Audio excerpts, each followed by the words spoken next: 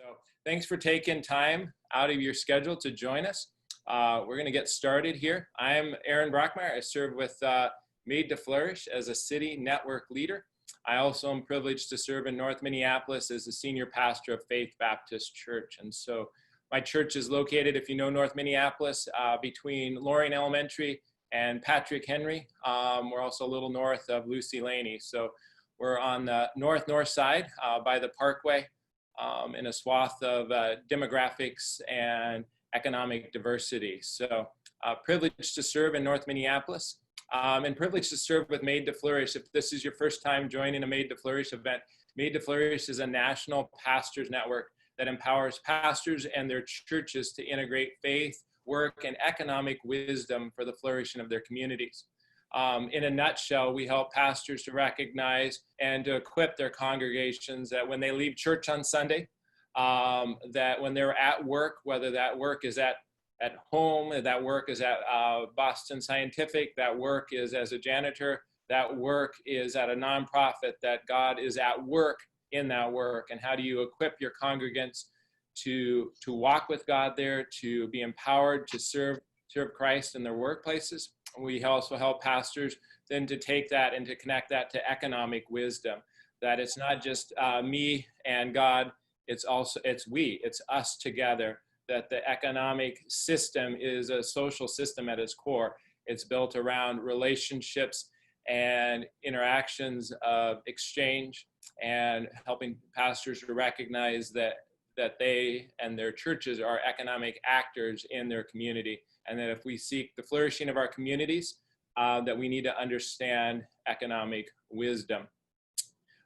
So just in a nutshell, we host locally about 6 to 10 events each year, focusing on developing pastors or churches or communities. We believe that flourishing pastors, when they lead, will be able to lead flourishing churches, and flourishing churches will be able to help their communities to flourish. We have a couple things coming up. I just wanted to bring your attention to. In September, on September 16th, we have Joy, but she has helped start a number of nonprofits in the city, and she's going to be speaking on staying connected to your community during changing times. We're going to have that over Zoom, and then we're going to have an in-person, physically distant, the following week to discuss that in person, outside, over lunch. And then in October, we have Sarah Joy Prope. I think Sarah Joy is on today. We're going to have her speaking on more than avatars, the value of embodiment in a time of disorientation. And that's going to be first and then October 8th. So we'll send out more information to those who would participate today. And I'd really encourage you to be involved in the network. The network is for pastors and church leaders, and it's open to all who are interested in the integration of faith, work, and economic wisdom. And so really encourage you to join the network. There's no cost to it. It allows you to receive resources and helps us to stay, to know who to let know about upcoming opportunities and ways to be involved.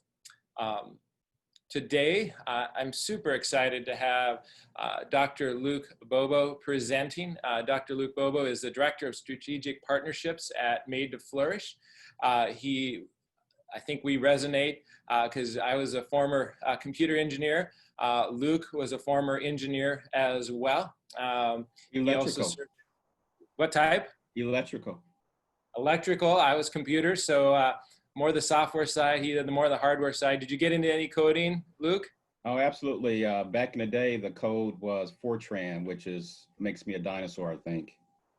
I think I saw somebody was looking for some programmers who still knew that language because of some old system. So there's always job security there, Luke. I suppose. Luke also has served at Covenant Seminary as the executive director of the Francis Schaeffer Institute. He is an author, and the book that Luke has written that came out of one of his talks that has brought him to the Twin Cities to speak at Bridges of Reconciliation over Zoom, and brought this to us today is this book on race, economics, and apologetics. Is there a connection? And I don't think there's more timely book for us as church leaders to read, to be able to understand the situation. It's a succinct book. It's very straightforward, and it helps you to know that how to engage as a church. What are the next steps? People are always asking, well, what do we do next? And I think Luke has provided very clear steps for churches and church leaders to take to continue to be a witness to the good news of Jesus Christ in this world. So this book is available. If you reach out to me or Nathan, we'd love to get this into your hands. So we have a number of them. They're shipping hopefully soon, and we'd love to get them to you, either deliver them in person or put them in the mail. So if you reach out over chat or if you reach out over email following this, we will make sure you all leave with a copy of Luke's book. With that, I'm going to stop sharing my screen and hand it over to Dr. Luke Bobo. Thank you, Aaron. Well, it's a pleasure to be with you guys. And I should say, Aaron and Nathan are two of our finest City Network leaders.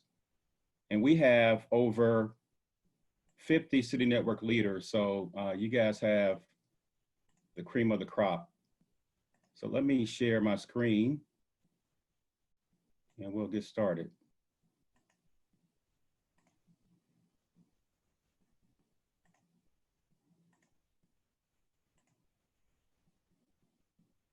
Okay, I'm assuming you guys and sisters in Christ can see the first screen here.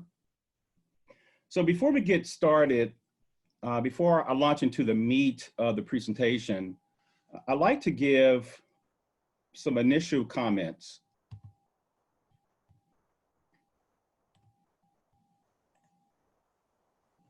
Number one, you know, anytime we talk about race, it's so tense, and there's a fear that the African-American presenter may be angry. But I'm not an angry Black man. But I would say this, as believers, some things should make us angry. We call this a righteous anger, and we see God displaying righteous anger primarily in the Old Testament. I don't speak for every African-American. To presume I know what every African-American thinks would just be arrogance. So I don't speak for all the millions of African-Americans that live here in America.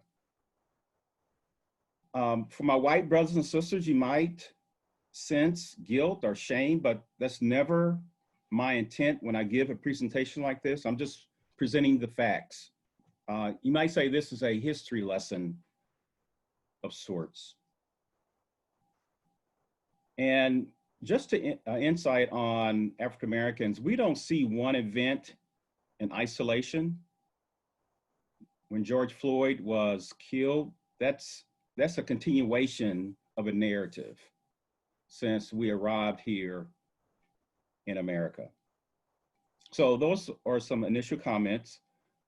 Let's answer the question, a racialized economy. How did we get here? An economy structured around the social construct of race. How did we get here? I think this quote answers that question. The US economy was based on the abduction and enslavement of African people. Exploitation for economic gain came first, and then the ideology of unequal races to justify this exploitation followed. So according to D'Angelo, our US economy exploited members of a certain group, Africans. So we might say our economy was racialized from the very beginning. Or better, our racialized economy began with US slavery in the 1600s. However, the ideology of racism followed. Because after all, you need an ideology or a belief system to support or justify your behavior.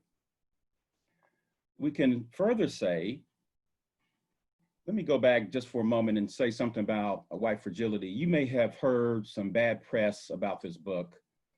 Aaron introduced me as a former executive director of the Francis Schaeffer Institute at Covenant Seminary. Francis Schaeffer would say, all truth is God's truth. In other words, there are some truthful things in this book, White Fragility, and I do commend the book to you. And bring your critical thinking hat to the book. So that's my free commercial for you. So we have a racialized economy in a racialized society. And Michael Emerson, who wrote the book Divided by Faith, coined that phrase, racialized society. So US slavery lasted a long 246 years. And for those 246 years, white slave masters used Africans as a tool to amass generational wealth. And I use the word tool on purpose after reading this book by Willie James Jennings, The Christian Imagination, Theology and the Origins of Race. In this book, Dr. Jennings argues that as early as the 15th century, as Portugal and Spain captured and exported Africans, something was emerging.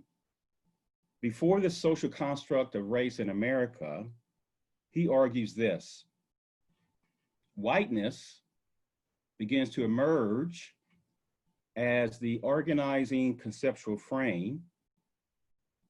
Again, this is in the 15th century. And Blackness appears as the fundamental tool of that organizing conceptual frame. So if everyone is made in God's image, Jennings is saying that those with dark skin were reduced to a mere tool. We call this reductionism. So in this racialized economy, and I should say, not only did this organizing principle begin in the 15th century, but it traveled across the waters to America in the Middle Passage to America. We might say this organizing principle, conceptual frame, undergirds this notion of our racialized economy. So in this racialized economy, it's advantaged whites.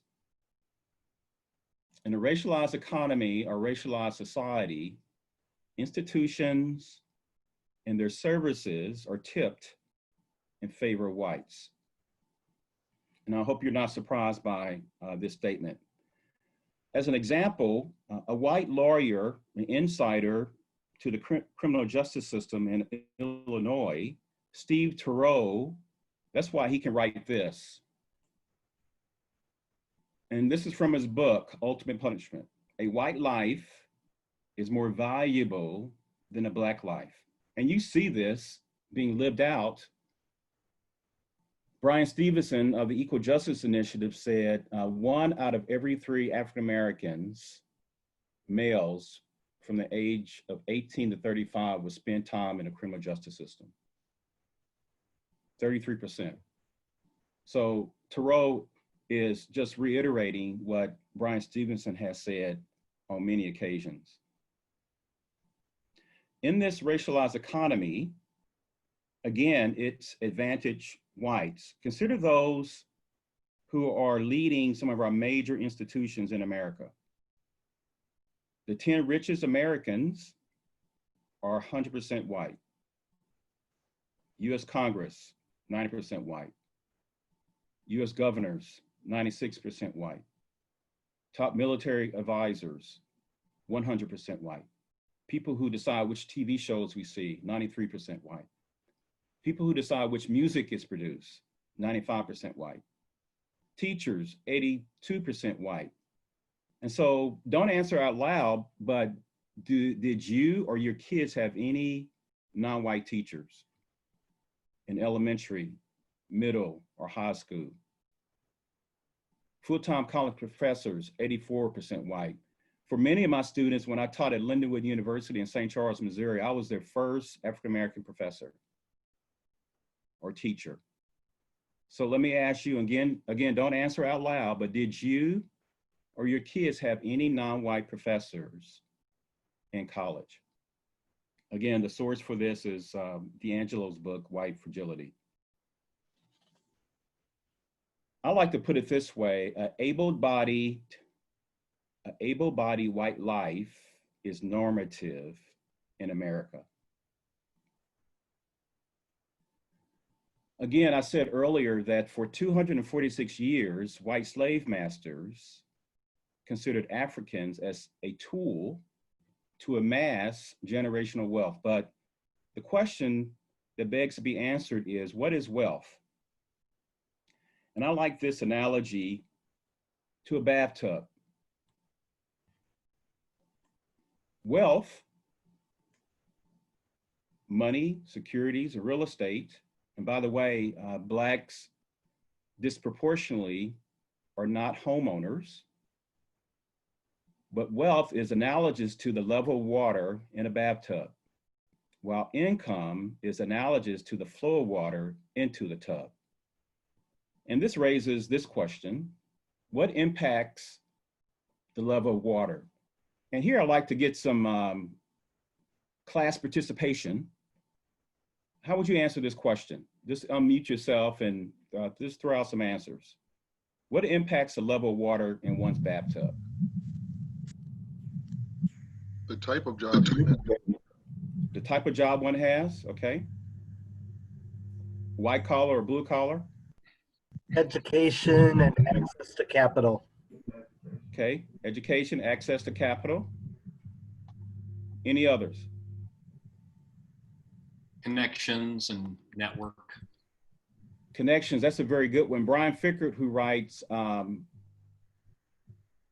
Helping Hurts, says what most poor people need is not material things. What they need are social connections. And just think about yourself. I can think about my own career. Most of my jobs were through social connections. I would answer that question this way: access, opportunity, and the circumference of the drain. So many people have so many bills that drain is pretty big, and so money comes in and money goes out very quickly. So I would argue that a racialized economy serves as a barrier for Blacks to accrue wealth. And so why should this matter? Our sister who wrote this book, The Color of Money, Black Banks and the Racial Wealth Gap, writes this: the wealth gap is where historic injustice breeds present existential suffering. And notice the subtitle of this book, which begs another question: why do we need Black banks? And if you do your history review, you would notice or understand or come to know that white banks have not been good friends to Blacks when it comes to trying to secure a loan, for example, car loans or house loans. So consider these facts about the wealth gap. These two slides will give us some stats about the wealth gap. Number one, across every socioeconomic level, Blacks have significantly less wealth than whites. Blacks have significantly less wealth than whites. Over a third of Black families have either negative wealth. Now, consider that phrase: negative wealth, or no assets at all. The wealth gap between white and Black Americans has more than tripled in the past 50 years. 50 years since Dr. King was killed or assassinated, this wealth gap has tripled, according to the Federal Reserve data. The typical Black family had zero wealth in 1968. Today, the median net worth of white families is 171,000, which is 10 times that of Black families.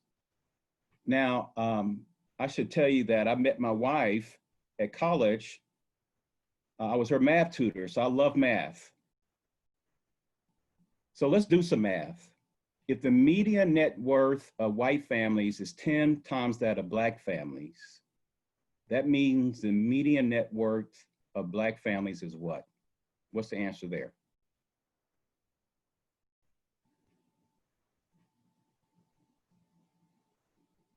$17,000. Divide 171,000 by 10, 17,000. And for another resource, I commend to you the Brookings report, The Black Middle Class Needs Political Attention Too, and that came out this year. One more stat here. When the Emancipation Proclamation was signed in 1863, the Black community owned a total of 0.5% of the total wealth in the United States. However, more than 150 years later, that number has barely moved. Blacks still own only about 1% of the wealth in the United States. So what are some consequences of this wealth gap? I first heard this expression when I saw the film Chirac, a film made by Spike Lee. But one of the consequences of this wealth gap is the creation of underground economies. Think about drugs and crime associated with drugs, and or drug pushers, or those are gangs. Those are some of the consequences of this wealth gap, creation of these underground economies. What about violence? Closely related to these underground economies is violence. Pope Francis says this: until exclusion and inequality in society, and I would add, and in the economy, and between peoples is reversed, it would be impossible to eliminate violence. And so access to the economy can reduce crime and violence. Let me give you two illustrations. One comes from this 2013 study of Chicago youth. When young people were given jobs during the summer months, the crime rate declined by 33%. Another church in Chicago, the pastor's name is Brad. He was refurbishing his building and he was getting knocks on his door from drug pushers and gangbangers. They were looking for a handout. Instead of giving them a handout, he said, come work for me for 8 hours and I will give you a check at the end of the day. And now some of those former drug pushers and gangbangers are members of his church. They've given up that underground economy and now are members, active members of his church. And now that church in Chicago is known for, that's the church that helps people find jobs. And I would ask, what is your church known for? What is your church known for? So let me just conclude with some, what I call some present day mutations of our racialized economy. So these hiring studies have been happening or occurring since the early 1990s. And so, and what they found was hiring discrimination. So who should we hire? Should we hire Sharniqua or should we hire Shannon? And what's ironic about this is I know a Sharniqua. She's pursuing her doctorate in medicine. But for many, Sharniqua would not get a second look because of her name. So in one 2004 study, this conclusion was found in a 2004 resume study from the US that focused on white sounding and Black sounding names such as Tyrone, Letitia, and Jamal. pre-interviews with companies indicated that they were hungry, in quotes, for qualified racial minority candidates. However, the resumes of white-sounding names still triggered 50% more callbacks than resumes with black-sounding names. Even more shocking, lower skilled white candidates received more interview callbacks than higher skilled black candidates. So I'm going to give away some of our secrets. The Black community and the Hispanic community. I'm going to share with you some of the tricks of the trade, things that we do to better our chances of being hired. I call this the playbook. Now, at first glance, Austin seems like a boy's name, but her parents were deliberate in naming her Austin so that she would not be discriminated later when she was being interviewed for jobs. So they named Austin so that he or she would not be discriminated against later in life. It reminds me of a student that I taught. Her first name was Jake. Again, her parents named her Jake so that she would not be discriminated against based on her name, her first name. Courtney is my goddaughter. Her parents named her Courtney because Courtney is a name that can be used for a boy or a girl. So they named her Courtney so this name would confuse future employers. And so Courtney couldn't avoid being discriminated against. Then a friend of mine changed his name Jose to Joe in his resume to better his chances of getting callbacks. So we probably don't have to time to entertain this question now, but think about hiring discrimination. What's the impact on Blacks earning wealth? And it should be obvious, but let me continue. Highway 94, perhaps you guys are familiar with this highway. What's the impact of Highway 94 and Blacks earning wealth in the Twin Cities?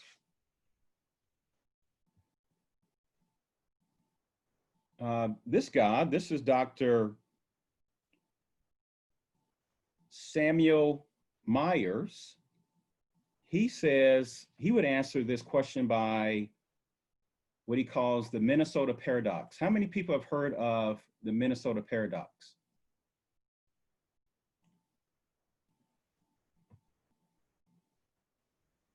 Okay, good. This highway was built, Highway 94 was built in the 1950s, and it caused much economic damage. And we're going to listen to a portion of a podcast that featured Dr. Myers. So listen carefully. NPR.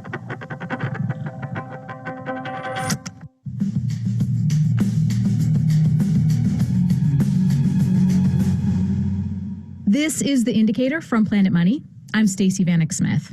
And I'm Cardiff Garcia. Over the weekend, protests raged on all across the country, and the Minneapolis City Council has been calling to defund the police department after George Floyd was killed by a Minneapolis police officer while in police custody. George Floyd's death and the global protest it sparked have put a spotlight on racial disparities across the U.S. and in Minnesota itself. Yeah, see, in economics, there is something known as the Minnesota paradox. The Minnesota paradox looks at the fact the Twin Cities, St. Paul and Minneapolis, have some of the best statistics in the country when it comes to quality of life. It's always ranked as one of the best places to live. High home ownership rates, high education rates, high life expectancy, high income. But in spite of that, Minnesota cities have some of the worst racial disparities in the country. And so the Minnesota paradox kind of captures the fact, this is not Mississippi, okay? This is not Alabama. This state didn't have slavery. That is Dr. Samuel Myers Jr. He's an economist and a professor of human relations and social justice at the University of Minnesota. And he coined the term Minnesota paradox. Samuel is deaf. We spoke to him using a closed caption software. And Samuel moved to Minnesota over 20 years ago, and he was immediately struck by this paradox. Why the big racial disparities? After all, Minnesota has a history of progressive laws and institutions, and Samuel points out that the University of Minnesota, where he works, was graduating Black physicians and chemists and nurses in the early 1900s. In fact, where did Dred Scott flee to when the slaves came to Minnesota? Yet Black Minnesotans' unemployment rates have been more than double that of white Minnesotans. Income, education levels, life expectancy, health statistics, they all reflect some of the worst racial disparities in the U.S. So what is going on in Minnesota? Why this paradox? Samuel says the answer is complicated and deeply rooted. He says one powerful illustration is a federal highway that was built in Minnesota in the 1950s, connecting the Twin Cities. I-94. This is the federal highway that connects Minneapolis and St. Paul. The most direct route between the Twin Cities cuts through one of the wealthiest, fanciest neighborhoods in the area. So that wasn't going to happen. Instead, they moved the highway north just a bit. But it puts you through the most vibrant Black neighborhood in the entire Midwest, where home ownership rates was higher in 1930 than the average home ownership rates for whites in the entire United States. I mean, Charlie, this was a vibrant neighborhood. And even though it was so vibrant and relatively wealthy, that neighborhood did not have the political clout or the money to block the highway project. And so they built the highway, and it just goes straight through the middle of this fabled Black community. It destroys families, it destroys the community. And home values in the area plummeted. Samuel says that at the time, moving to a predominantly white neighborhood wasn't really an option for Black families because of segregation and because of racism. So many Black families were stuck in an area that had been decimated by this highway. As a result, Black homeowners did not see their houses grow in value very much. And if they wanted to buy a home in that area, they had trouble getting a loan, even if the loan officer was just looking at numbers. It's not you that I'm discriminating against. But the problem is the neighborhood, because I'm concerned that if the housing prices are going down in that neighborhood, okay, so in those particular instances, everybody's acting rationally. There are a lot of racial disparities that occur that are not meant to be racial disparities. They were not intentional to be racial disparities, but they happen. So Black families can't get home loans because home values in their neighborhoods are so low. And so Black home ownership plummets in Minnesota. Today, about 24% of Black households own their own home in Minnesota, compared to 76% of white households. And home ownership is really important in all kinds of ways. In the U.S., one of the main ways to build wealth has traditionally been through buying a house. So this hit to home ownership had a domino effect of lower incomes for Black families, less savings, less education, health problems, lower life expectancy. And a big part of the reason, says Samuel, a federal highway that ripped through a thriving Black neighborhood back in the 1950s. And Samuel says he's been thinking about that highway a lot as he has watched the protests unfold in his state and across the country. So let me ask you, as we think about this question, what did you hear? And I would love to interact with this podcast just for a moment, but what did you hear? What impact did this federal highway have on this? According to Myers, it was a thriving Black neighborhood. And in St. Louis, where I lived for 25 years, it was Highway 44 that ripped through Black neighborhoods. But let me hear from some of you. What did you hear from this podcast? I heard that because of that highway, that the Black people couldn't get loans, the value of their homes declined. And when they tried to go into the other area to gain another house and some more value, they were denied. Thank you. And that's why we need black banks. Other comments? What did you hear?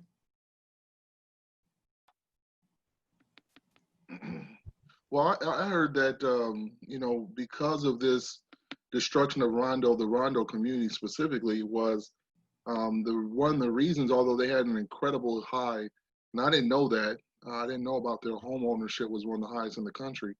But because of although they had this home ownership, they still didn't have the political clout, and in order to move that highway like the other communities. And it goes back to what you said earlier about most of our political representation are white. And because of that, they didn't have a voice. Because they didn't have a voice, they were able to destroy their community, and it has lasting effects. And I think it also shows the reverberation of things through time. Oftentimes people look at something, well, that was 50 years ago, that was 150 years ago. But understanding history, there's real life implications for things that happened 50 years ago. Amen. Yeah, 1950s is in my lifetime. And I suspect it's probably in many of your lifetimes. But no, I used to tell my ethics students, no decision is benign. Every decision we make has consequences, good or bad. And so justice in this case would have been in the 1950s for someone to speak up on behalf of the African-American community. And even today, justice means, again, if you read the Old Testament very carefully, God says, care for the orphan, the widow, the foreigner, the vulnerable. And we too are called to speak up for the vulnerable, the voiceless. Any other comments before we move on?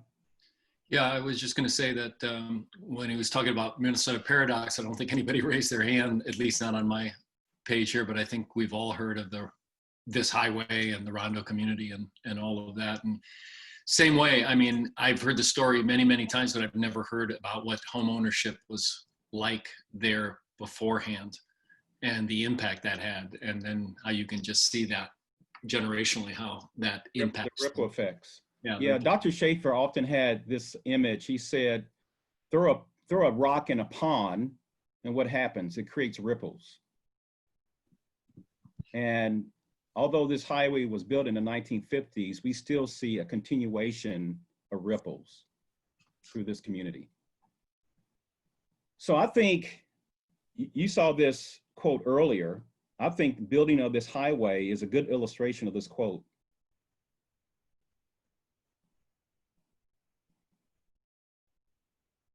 In this case, it wasn't wealth, it was political.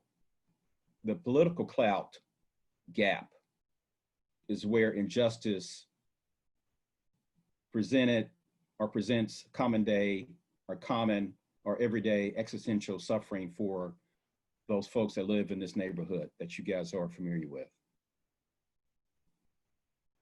So here's some homework for you. I am a professor and I like to give homework, but compare Diamond Lake. I'm assuming you folks are familiar with this area, Diamond Lake. They operated by a restricted covenant. And if you don't know what a restricted covenant is, let me give you an illustration. In the 1980s, my wife and I bought our first home here in Kansas City. And we later found out that our two neighbors on either side of us had to give verbal consent to allow us to move in. That was the long-lasting legacy of a restricted covenant in this predominantly white neighborhood. So compare Diamond Lake that had a restricted covenant to near north Minneapolis. And notice this, the title of this article, with covenants, racism was written into Minneapolis housing.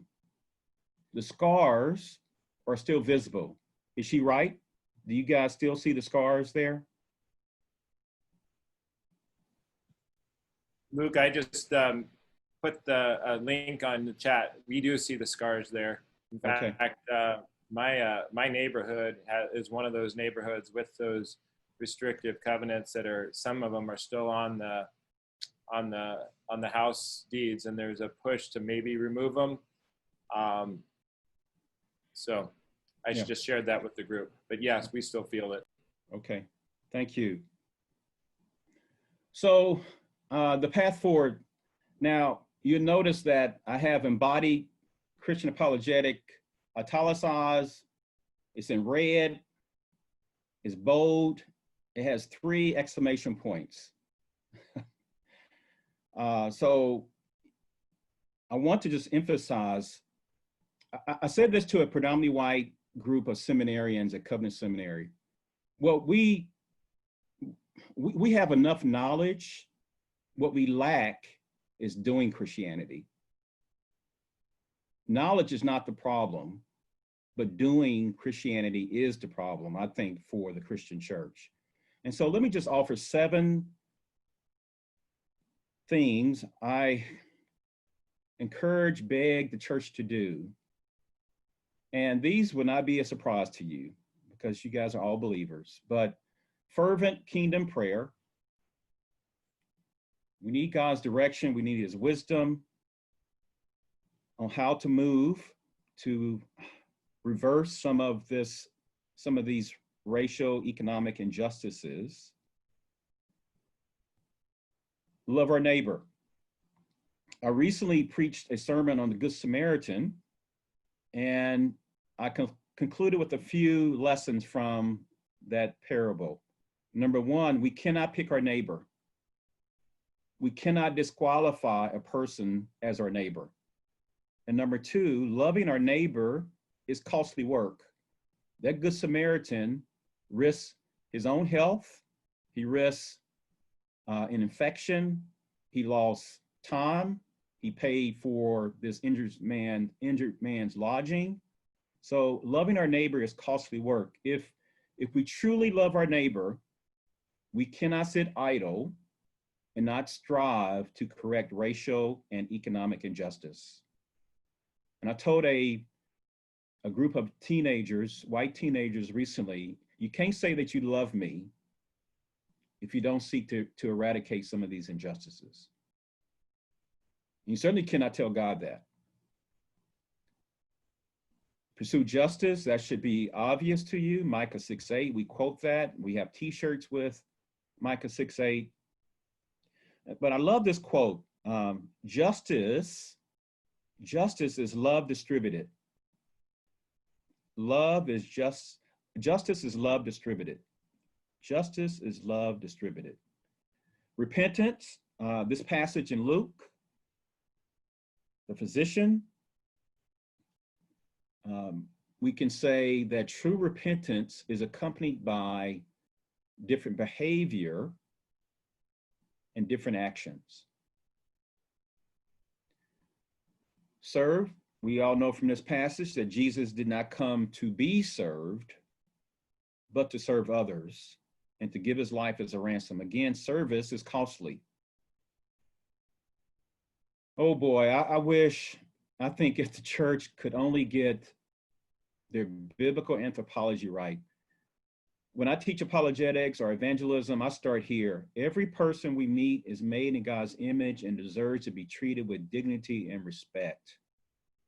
There's dignity in work, but yet so many people suffer from what Arthur Brooks calls a dignity deficit because they're not working. What would it look like if the churches on this call collaborated together to help people find jobs there in the Twin Cities? And lastly, and 7 is a good number, I've been told, pursue shalom and flourishing. I remember someone saying shalom is defined as nothing is missing and nothing is broken. Nothing is missing and nothing is broken. Jeremiah, as you know, tells his people who have been relocated or exiled to Babylon, he says, when this pagan city flourishes, you will flourish.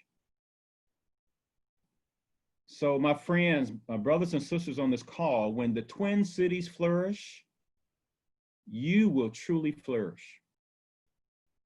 And so there's something in it for us. But we need to also be committed to helping our neighbor flourish. So with that, I'll say thank you. Thanks so much for attending this presentation on racialized economics with M.Div and Dr. Luke Bobo. If you'd like to stay connected with other learning opportunities, in person and virtual, in addition to a number of print resources, please join the network. Whether you're a pastor or a church leader, we'll be able to provide information, resources, and opportunities for you to grow as you seek to integrate faith, work, and economic wisdom. If you'd like to reach out to myself or Nathan Miller, who also serves as a City Network leader, please feel free to do so. We'd love to get you connected with other opportunities and other M.Div leaders in the Twin Cities.